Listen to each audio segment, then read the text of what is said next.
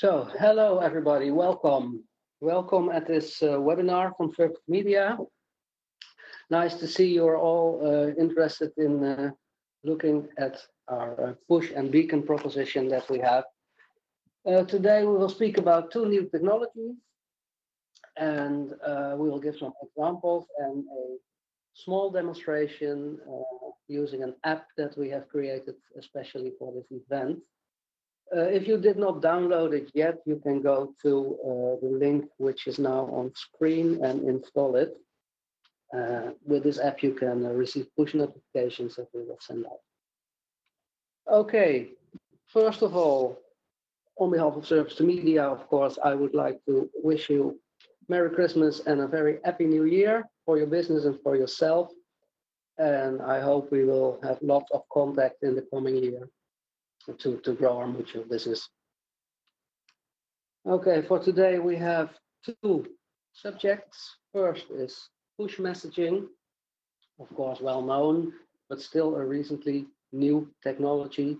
And second are Bluetooth beacons, which is another new technology, which is a little bit newer than push messaging and in development right now. Both technologies are closely interrelated, so I will show a little bit about what you can do with connecting these technologies together. Okay, first start with push. Push is not really new. It's about 1 year that it is in mass market available. 1 year ago, it was still seen as the holy grail for marketing, and everybody was pushing out commercial messages, etc. And now you can see now it has matured 1 year later. You see that really it is becoming a very relevant messaging channel toward the customer. You can use it as a very powerful tool to address customers at individual level. So this push technology is really growing to be mature and a really promising marketing and business tool as well. For push, I will give some use cases now and discuss a little bit what's possible with push and what's not. After that, we will go into the Bluetooth. First use case I would like to discuss is dealing with a fictive airport, a fictional airport. It's called KL Air. It has its own planes, it has its own travel agency, it has everything together, and it is using push to communicate with the customers. In the first use case, you have a service push, which means push is used for the core business of this airline. On the first telephone, you see, for instance, a push notification that the user receives when his flight is delayed, which is, of course, a very obvious use case and a very powerful use case. This user is informed that his flight is delayed. Another one, probably even more important, is a gate change notification that you see on the second telephone. The user receiving this message knows that he needs to go to gate D7, which is very important, of course, and he doesn't need to look at any monitor. His telephone gives him this notification message in time at the moment he needs it. The third one is also interesting, which says that somebody is delaying the flight, and this guy is mentioned, and a push message arrives at the phone saying, hey, please go to the gate. These are real service pushes touching the core business of this airline. This is an important and relevant way of using push. Now, the second set of use cases that you can use is a service plus push, which is more on the engagement level. For instance, on the first phone, you can see that his air perks or air miles have been added to his account. In this way, the user knows exactly his account, but he's also more engaged into the airline. Second one A seat upgrade, of course, makes people very happy, especially when you can inform them right before the flight when it is known that there are upgrades available. You can selectively connect to your customers and give them an upgrade. That's also displayed in the third use case, where Mr. Brown gets his favorite seat 9A, which he likes to have most of the time. A third use case is the commerce push, which is more into the advertising space. You can send this not only to a single user, but also to groups of users, like the World Deal Weeks have started, and then look at the website or something, just to get more attention for your brand towards customers. Another one, extra chairs, extra leg space, is in the second use case. And in the third one, extra award miles.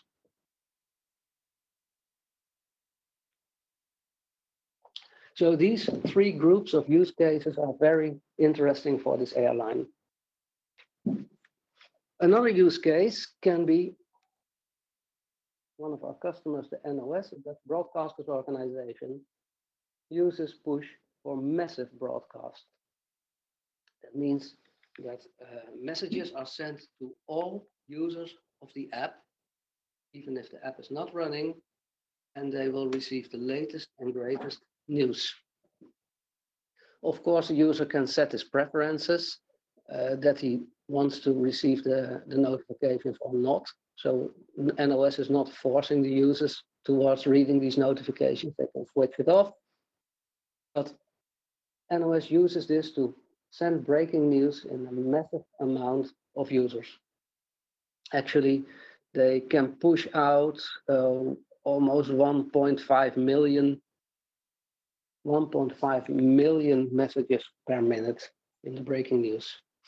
Well, does this work?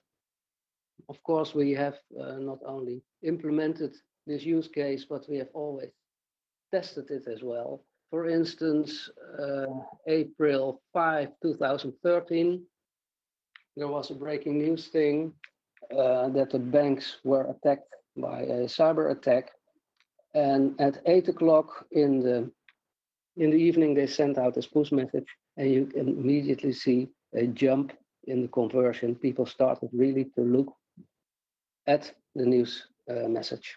So you can see one single push message can have a huge impact on the conversion towards reading your news. The news message itself is next to it. Now, this is only one test. Another customer in retail who sends out more messages a day. This one is from Air Miles. You can see two lines. One is for the Android devices, one is for the iPhone devices.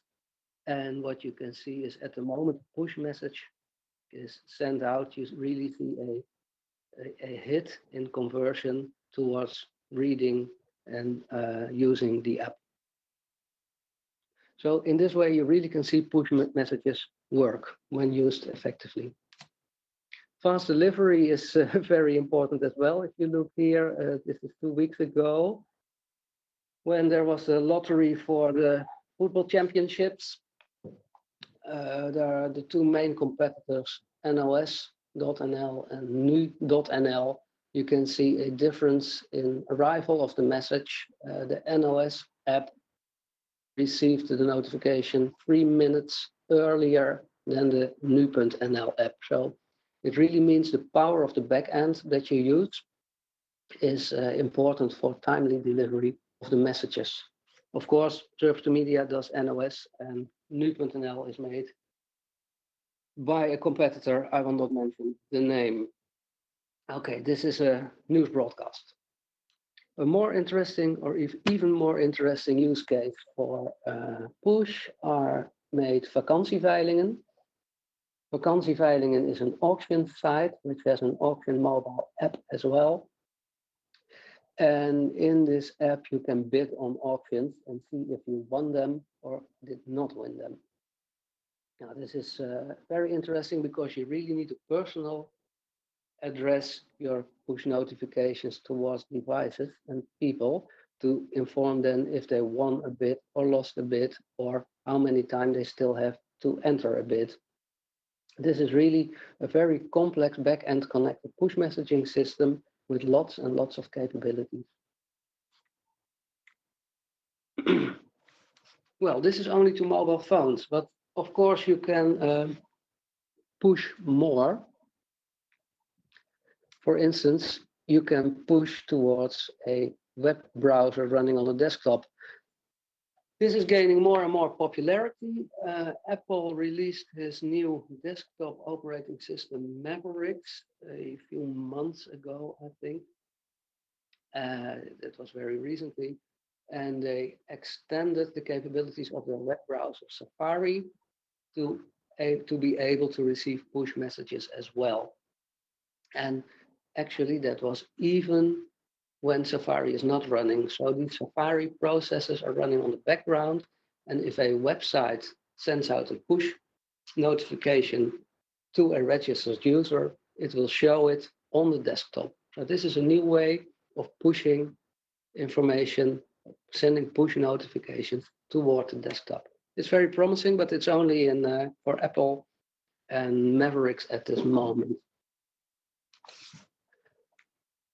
Well, if you look at the left phone, you see just a normal notification message. Ordinary notification messages can have a length of about 140 characters, and that's what you need. And there you need to work. Of course, this is not enough. You want to have more information. For instance, this KLR airline wants to show boarding passes or something like that on screen. Well, push notification systems are not capable of doing this directly, but you can do tricks with that. One of the tricks is called rich push, which is not really push, but just a trick to work around this text notification and show richer format. Well, first, I will show you how our normal push message propagates from the push server to the phone. On the top, you have our M2 Active push service. And this push service sends a message into the push networks. These push networks will subsequently send this message to the mobile phone, and the mobile phone will display the message.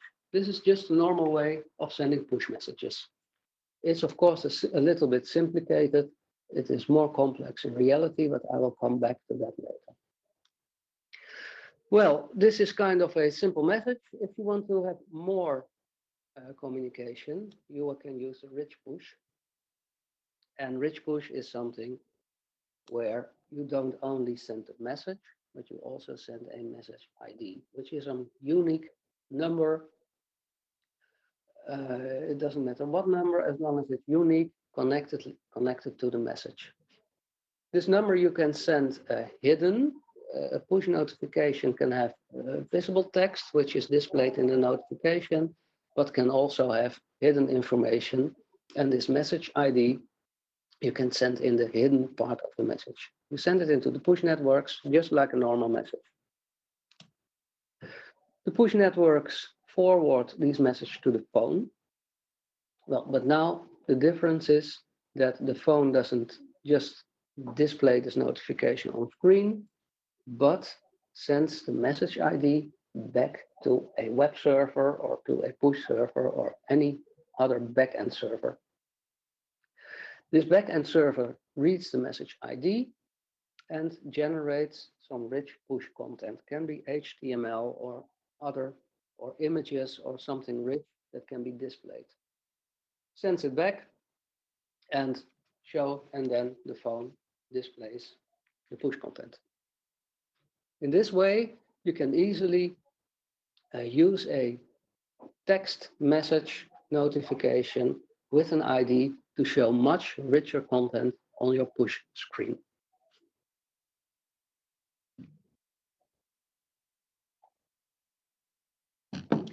Well, this is kind of simplified, like I told, because we have to do with fragmentation. Fragmentation is everywhere, especially in mobile space. And as you all know, one of the specialties of Service2Media is to tackle this fragmentation in all aspects where you can find it in the mobile space.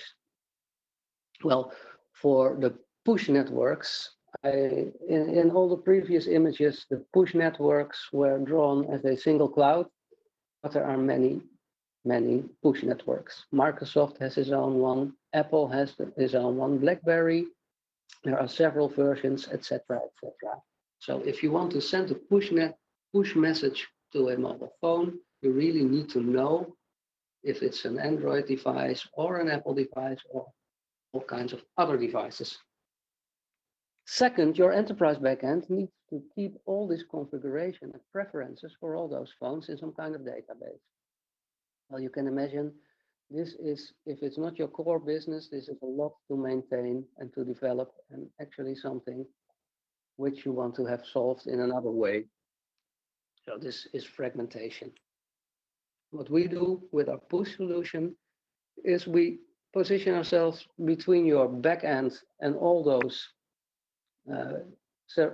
pushing clouds, and we say, well, we take care of the configuration, we take care of the preferences, and we make sure that if you send one single message, it will get to the right phone over the right network, etc. So in this way, we tackle for push networks this fragmentation, which is very important for our customers. This is only one type of fragmentation in push networks. I will make a little sidestep now, because there is much more fragmentation in the mobile space than only push. For instance, KitKat, Jelly Bean, Ice Cream Sandwich, Gingerbread are all versions of the Android operating system. And actually, they are all found in the wild. They are out there, and you need to take care of them. Otherwise, you cannot reach all your customers. Apple did it a little bit better, because they kind of force you to update to a new version of your operating system, which is a good thing, of course. The fragmentation in the iOS space is much less, but still a lot. But for Android, it's really a lot. There is a company called OpenSignal who measures the numbers of different Android versions on the market. And this chart depicts kind of their results. They measured in July 2013, they measured how many different Android devices they could find on the internet, and they could differentiate almost 12,000 different devices. So these are not unique devices, but really device types with other screen sizes, other processors, other kinds of memory, etc., etc. So if you want to make an app, and you want to reach all your Android users, you need to be very careful and look and test and see if it works on all these on all these versions of the Android operating system. This is what Service2Media handles as well. This is fragmentation, and fragmentation is our middle name. M2Active handles fragmentation.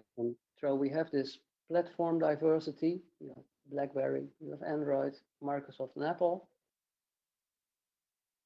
You have these OS versions diversity, also in iOS, but also in Android, and in Microsoft, and in BlackBerry as well. You have all kinds of different hardware, and this hardware is going to be more and more in the coming years.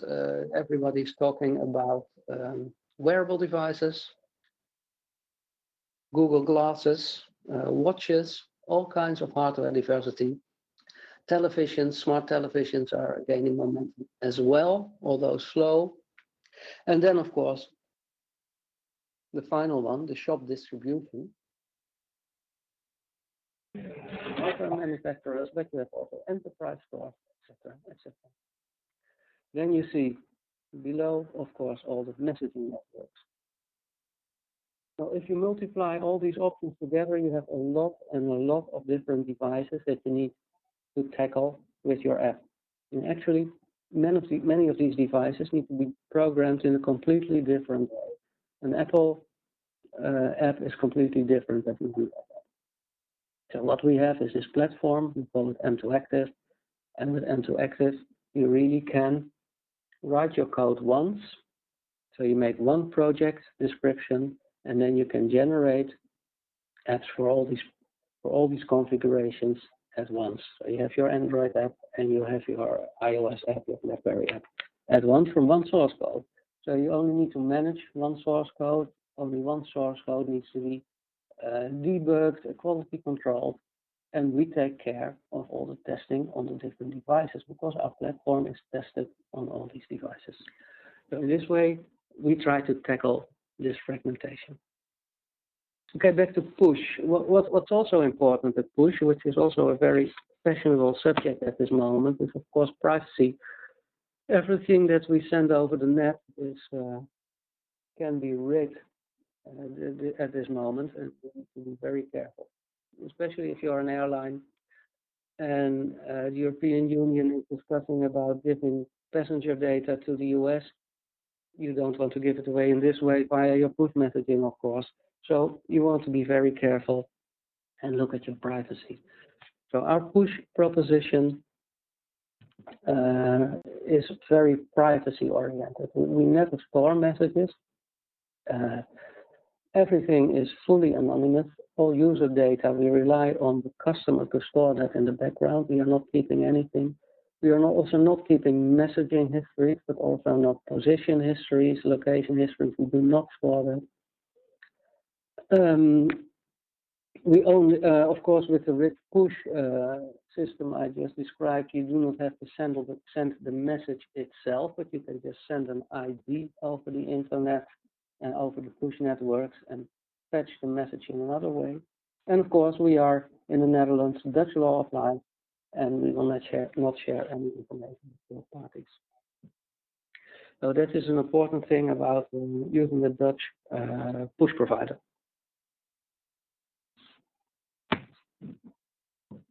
Okay, this is the hardest sheet from the presentation. I made this yesterday, and it is about push connecting to new other technology. What you see now is you have this phone on the right side, which receives push messages, which are originating from back-end business logic. Well, this back-end business logic and all examples I gave, this back-end business logic gets its data from an ERP or a CRM or any back-end system. So there can be gate changes, gate delays, all kinds of messages which are sent via the back-end, via the push networks to the app, and the app does something with that. That can be showing the notification, but also getting a rich push message or do something else. Well, this ERP, CRM, etc. is used to trigger the push message. But there can be numerous other sources that can be used to trigger push messages. For instance, GPS location. You can send push messages when somebody enters a region. Beacons, you can, if somebody enters a region of a beacon, you can do something. You can do the same with Wi-Fi, but you can also schedule according to time zones or queues or time, etc. You can trigger a message to be sent next week, for instance.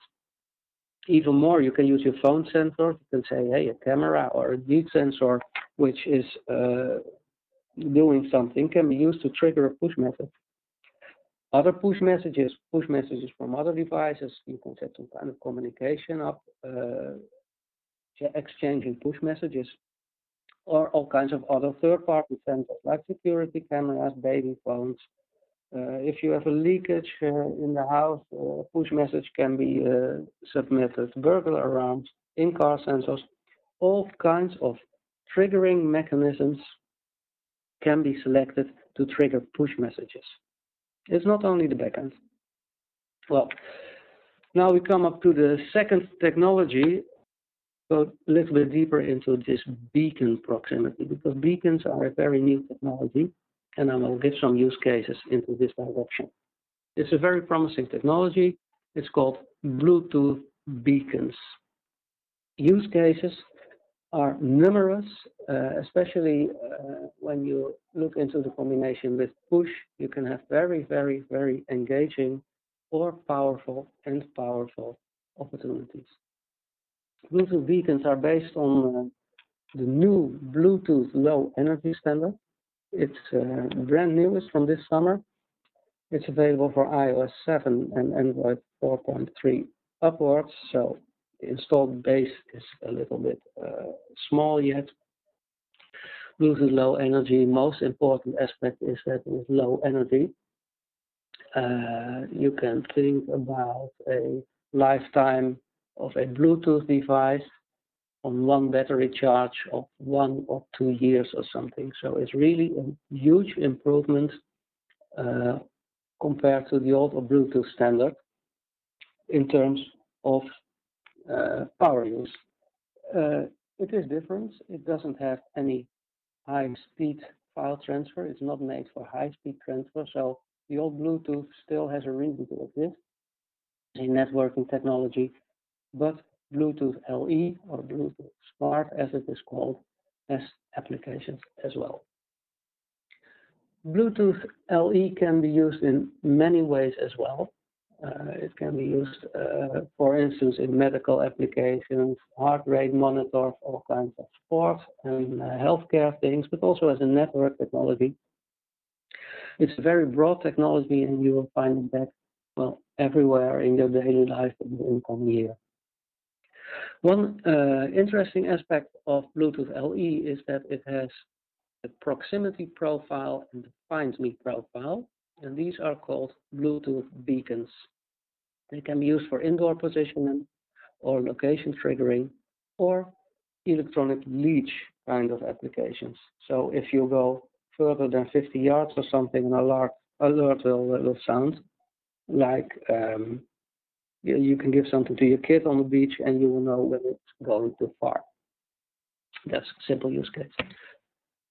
Okay, what's a Bluetooth beacon? A Bluetooth beacon is a little transmitter which you put at some center, and it has a radius, and this radius is a reach of this transmitter and can be anywhere between 10 centimeters to 50 meters or something. 50 meters is about the maximum.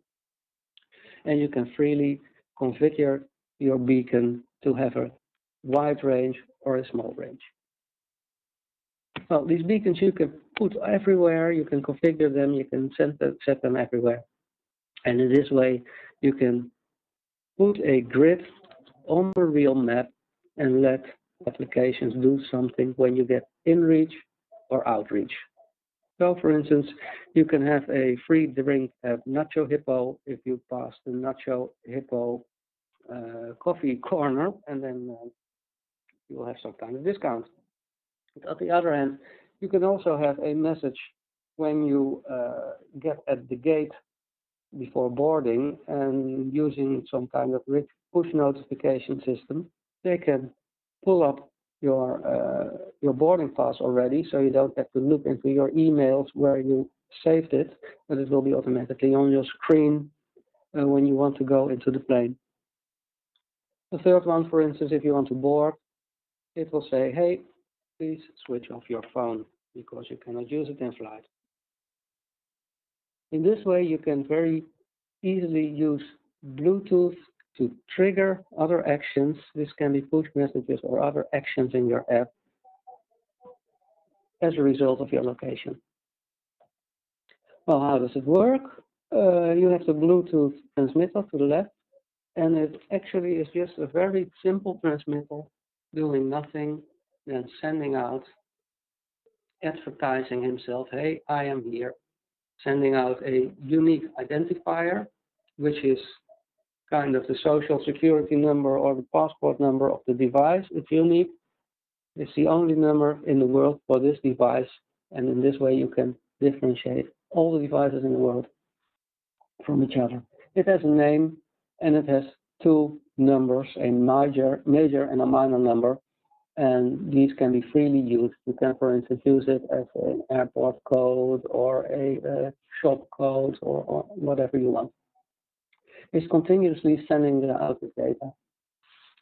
At the other end, you have your app, and your app is programmed in such a way that it can recognize the beacons where it was programmed for. So if you go into the Albert Heijn store and you have the Albert Heijn app on your device, it is possible that it reacts on Albert Heijn beacons.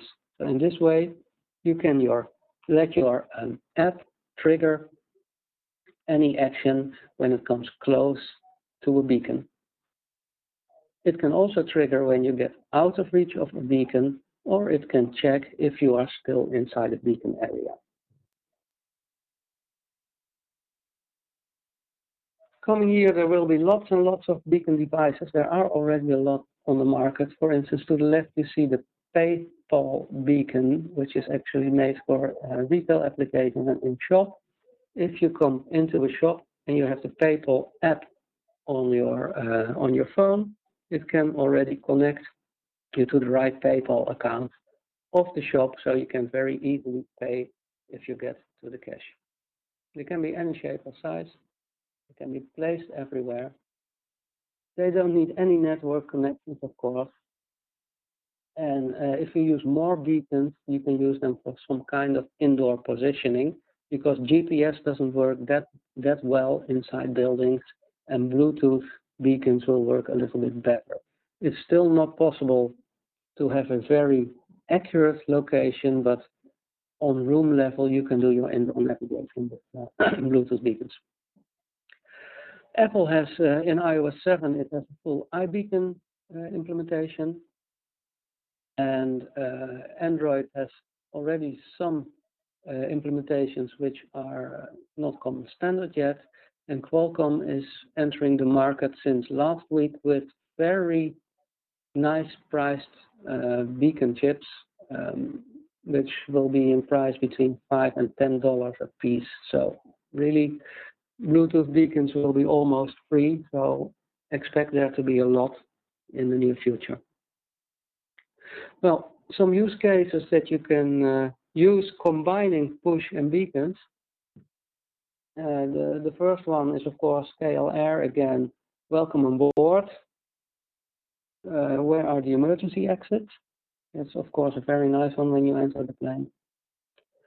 Second one, if you enter the business class, you will get the Wi-Fi code automatically pushed for your phone, etc., etc. You can have all kinds of actions when you enter the area of a Bluetooth beacon. Okay. Okay, now we'll have the short demonstration to see if it works. You all have this app on your phone, and I will show you our push messaging portal and send out actually a push message to your phone. I'll first go to the push portal, which is here.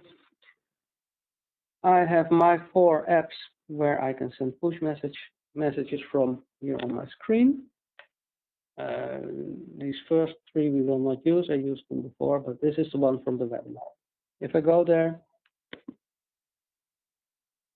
the platform shows information about this app. I can give it another name. I can select an icon, which I use the screen dump from the app as an icon, or I can delete the app.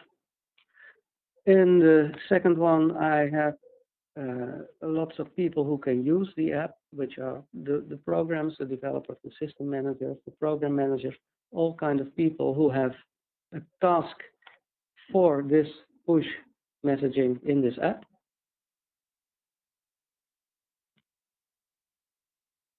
Here I can have several roles from the people. You can see this is me, Mark P. I can send out push messages. This is, of course, important if you are implementing these processes in your company. You don't want everybody able to send push messages, only people who are assigned to do that. And you can easily manage these roles from the push backend.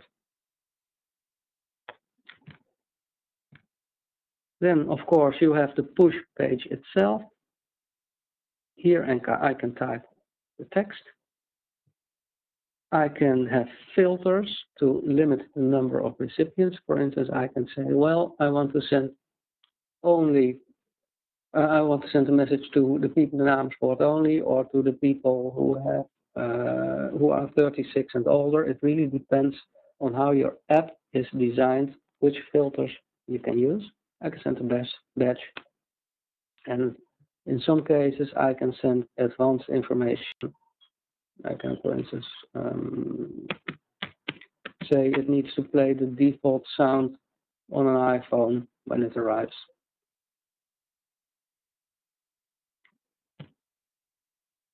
Ho, ho, ho, happy New Year will be the message that I want to send out.